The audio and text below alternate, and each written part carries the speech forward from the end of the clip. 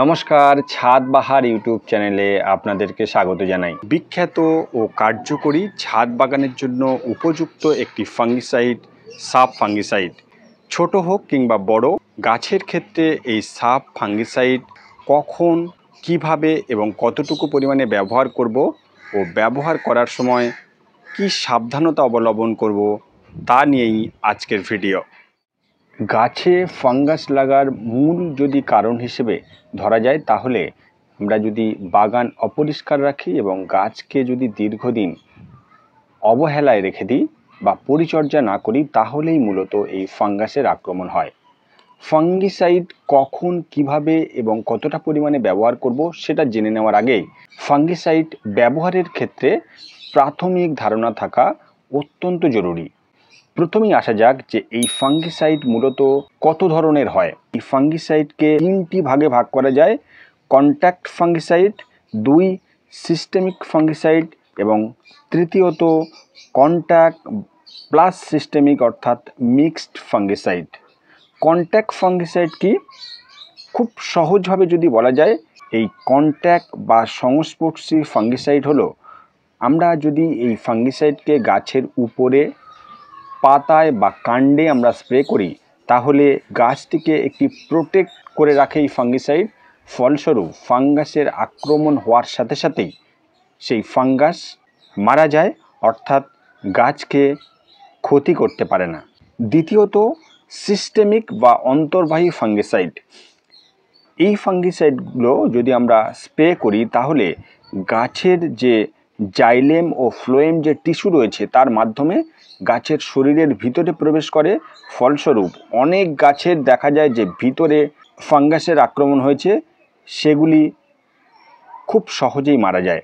এছাড়াও এই systemic fungicide যদি আমরা গাছের গোড়ায় দিয়ে থাকি, তাহলে শিকড়ের মাধ্যমে সম্পূর্ণ গাছে ছড়িয়ে পড়ে, অর্থাৎ গাছের ভিতরে যে সমস্ত ছত্রাক বাসা বেঁধে থাকে তাদেরকে খুব সহজেই প্রতিরোধ করে এই সিস্টেমিক বা অন্তর্বাহী ফাঙ্গিসাইড। বিজ্ঞান খুব দ্রুত অগ্রগতির সাথে সাথে এই কন্ট্যাক্ট প্লাস সিস্টেমিক অর্থাৎ দুটির সংমিশ্রণে এই তৃতীয় যে ফাঙ্গিসাইড, মিক্সড ফাঙ্গিসাইড তৈরি হয়। সেরকমই একটি ফাঙ্গিসাইড সাফ ফাঙ্গিসাইড।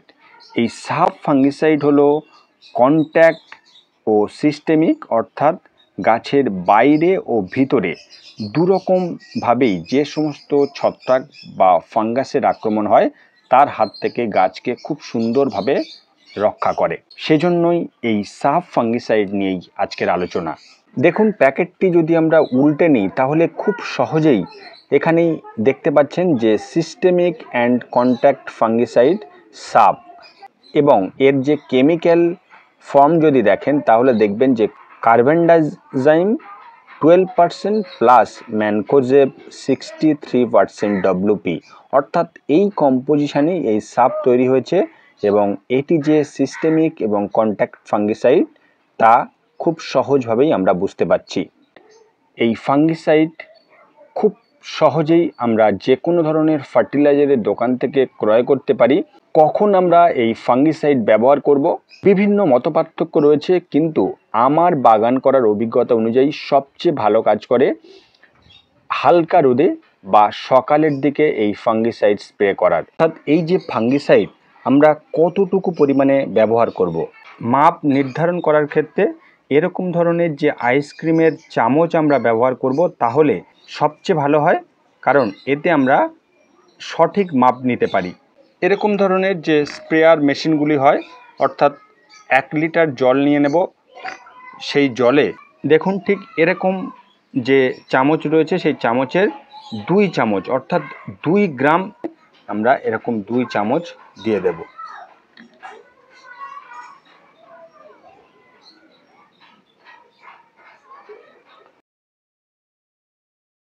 এটি কতদিন অন্তর অন্তর ব্যবহার করতে পারেন? আপনি সপ্তাহে 1 দিন ব্যবহার করবেন। ছোট গাছ এবং বড় গাছের ক্ষেত্রে আপনি কতটুকু পরিমাণে ব্যবহার করবেন?